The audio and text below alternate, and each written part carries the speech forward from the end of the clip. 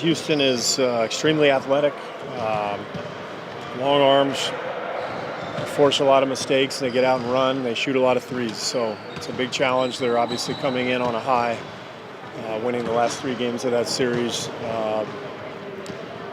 And we haven't played them since late January. So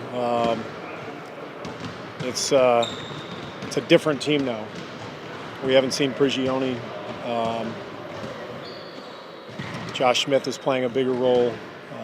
They had a lot of injuries during our 4 games that we played them. I think Dwight only played 2. Jones missed some of the action. So we've got to be prepared for a major challenge. Steve, what do you think about a team like that who goes down 3-1, they're a quarter away from being out, and then they come back, win Game 7, and it seems like they're starting to click a little right now? Well, when you win in the playoffs and you make a comeback from adversity, it gives you great confidence. That's what happened with the Clippers after they came off that Spurs series. They were playing with a ton of confidence early in that Houston series, and we feel the same way after responding in Memphis. I'm sure Houston feels that too. The playoffs, when you get this deep, everybody's got confidence and momentum. Offensively, how closely do you guys resemble what they do in terms of just spreading the floor with three-point shooters and an MVP candidate kind of leading the way? Well, we run some similar stuff, dribble handoffs, and obviously we want to shoot a lot of threes. We're different, though, personnel-wise. Our bigs are passers. They like to go into Dwight as a scorer, some. But there are some similarities in terms of pace and reliance on the three-point shot. Steve, you guys kept Harden off the foul line to a pretty good degree the first 3 games. How difficult is that, and what's the key to not letting him get to the free throw line a lot? It's very difficult to do, but it is imperative. What did he get to the line yesterday in Game 7? 18 times or something? Some of that was late game fouling, but you have to be very disciplined against him. He's very clever, and defensively you've got to be in the right position, take the right angles. You can't reach. You've got to be really smart with your approach. Once again, a lot on Clay's plate in the series?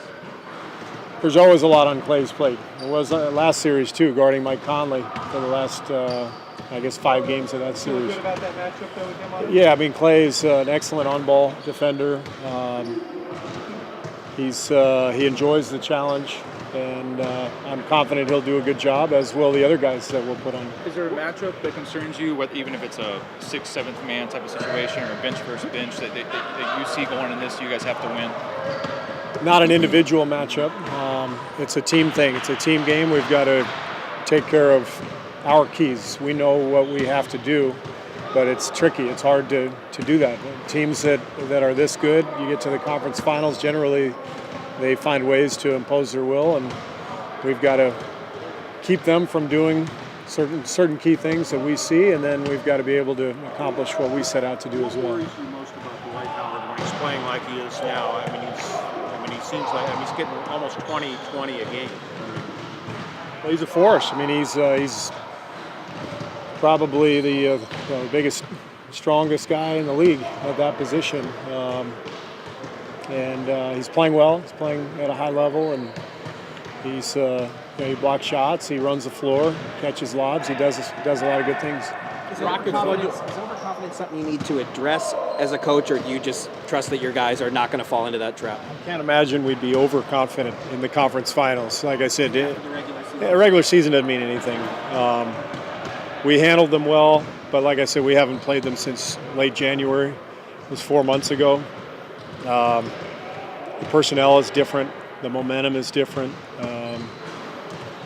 Our guys should have the right mix of confidence and restraint. Regular season, that's a long time ago. Coach, you have one guy on your current roster who's played in the NBA Western Conference Finals. Do you think that lack of experience of playing on this level at this point of the playoffs is an issue or a concern at this time? I don't. I think the growth that we showed against Memphis will pay off. I think that experience was important for us. We needed to see some adversity and feel it, and we did, and we responded well. And that will carry over. And we should be solid. We should be confident. But as I said, we should have our appropriate fear and go in with an edge and play well, play hard. After such an amazing season, Steph ran into a little bit of a roadblock, and you guys are always going to get tested in the playoffs against the Grizzlies for a little bit, but then he responded, you guys responded. How did you see him kind of adapt his game to that situation and continually do so in the playoffs? First of all, every player is going to go through tough games. So the thing with Steph is he rarely has a bad stretch because he's so skilled and he has such confidence that if he has a tough night, I'm pretty confident he's going to bounce back the next one. But as far as what Steph did, I thought he just kept an even keel, kept the game simple, moved the ball, and got into a good rhythm just by being patient. Steve, does it strike you that the four final teams are the four most frequent three-point shooting teams in the league? You trying to bait me into something here, Tim? Maybe. It is interesting. It's not really surprising though. You look at last year, the Spurs win the whole thing. I think they were number one in the league in three-point shooting. Year before that, Miami wins. They were, I think, top 5 in three-point shooting. Dallas a few years ago, Jason Terry and Kidd and Dirk are all firing threes. To me, it's you have to have a combination of three-point shooting and great defense, and that's been the formula the last few years. All those teams defended really well, made threes, and you got to be healthy and you got to be clicking and playing well. But no, the three is a huge part of the game. Does the depth of the league in opponents' three-point field goal percentage, how much it has to do with what they do schematically, and how much it has to do with Dwight Howard being able to protect the rim and allowing them more freedom maybe from the outside? It's both. I mean, we know how much they value the three-point shot offensively. So it makes sense that they would value defending that since they believe in that principle so much. So they've built their team that way. They've got length across the board so they can get out and challenge. And then when you have Dwight at the rim, you can stay home a little bit more.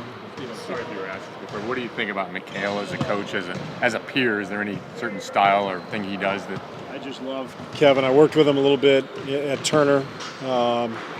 He's one of the great guys in the league. He's hilarious. Got a great way about him. Good, healthy perspective. Never takes himself too seriously. Big-time competitor, but with the right sense of humor and feel for people. I think he's a great coach. That's hard to say. I mean, I just think that they have a distinct style, which is a sign of a well-coached team. I think you kind of know what you're getting. They know who they are, and to dig yourself out of a 3-1 hole takes a lot of fortitude and leadership. And I thought he showed great leadership with his team during that series to help them come back.